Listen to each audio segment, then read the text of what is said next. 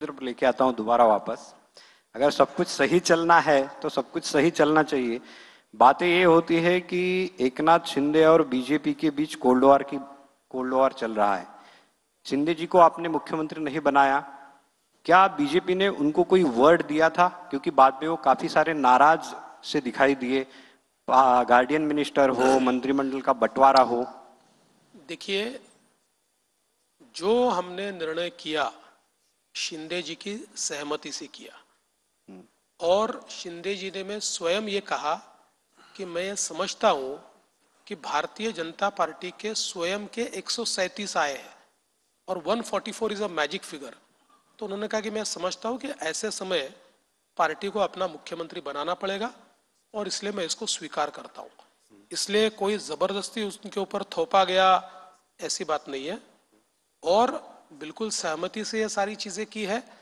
अभी क्या होता है, मैंने कई बार मेरे इंटरव्यूज में भी बताया, अब उसको अलग अलग प्रकार से मोड़ने का प्रयास होता है। जैसे एक मसलन मैं कहता हूं कि अब शिंदे जी थोड़े सीरियस टाइप के आदमी है, मैं कई बार हंसते रहता हूँ, वो ओकेजन रहा तो ही हंसते हैं। अब जब मुख्यमंत्री थे तब भी हंसते नहीं थे और अब मुख्यमंत्री नहीं है तब भी हंसते नहीं है।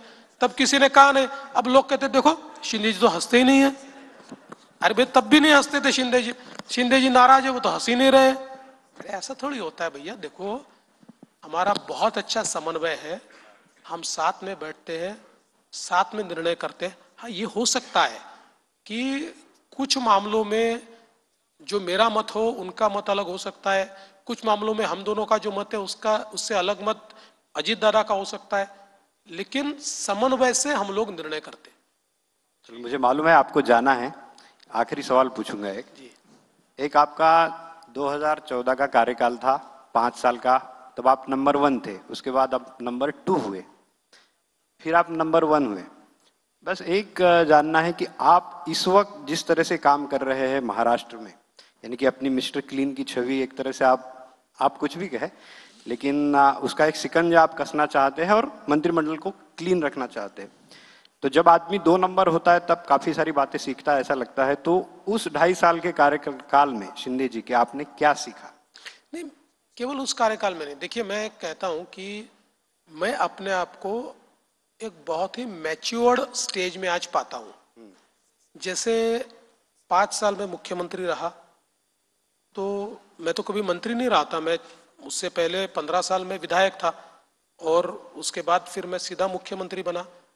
लेकिन 1 साल में मैंने पूरा पिक करके, मुझे ऐसा लगता है कि महाराष्ट्र में वो 5 साल आप देख लीजिए तो कई पैरामीटर्स पर हमने नए रिकॉर्ड तैयार किए, तो उसमें मुझे सीखने को मिला। उसके बाद मैं विपक्ष का नेता बना। विपक्ष का नेता बनना तो ये हमारा डीएनए में था, तो हमने सरकार को हिलाकर छोड़ दिया, तो उसमें भी कई चीजें सीखने को मिली। जिस प्रकार से हमको टारगेट किया गया, जिस प्रकार से हमारे ऊपर केसेस लगाने का प्रयास किया, कुछ कर नहीं पाए, लेकिन वो सारी चीजें। उसके बाद 2.5 साल में उप मुख्यमंत्री रहा, तो मैं कभी मंत्री नहीं रहा था, मुख्यमंत्री रहा था। तो मंत्री क्या करता है ये भी मुझे सीखने को मिला। उप मुख्यमंत्री के तौर पर मेरे पास 8 डिपार्टमेंट्स थे, तो 8 डिपार्टमेंट्स का एक मंत्री के रूप में मैंने उस समय काम किया। तो ये हर जो ये होता है इसमें मैं सीखा हूं और मुझे आज लगता है कि मैं बहुत आज 2014 की तुलना में बहुत मैच्योर्ड हूं। दूसरा, ये बोलनी चाहिए कि नहीं बोलनी चाहिए मुझे पता नहीं, पर मुझे 2014 से 19 में चीजों का जितना प्रेशर महसूस होता था अब नहीं होता है। क्या बात है। इसी नोट पर एक बार जोरदार तालियां हो जाए देवेंद्र जी के लिए। देवेंद्र जी, बहुत बहुत शुक्रिया, आपने अपना कीमती वक्त हमारे लिए निकाला और हमारी इस फाइनेंशियल फ्रीडम समिट में आए। Thank you so much sir. मुख्यमंत्री जी, आपने वक्त निकाला, एक बार जोरदार तालियों से हम आपको धन्यवाद कहना चाहेंगे।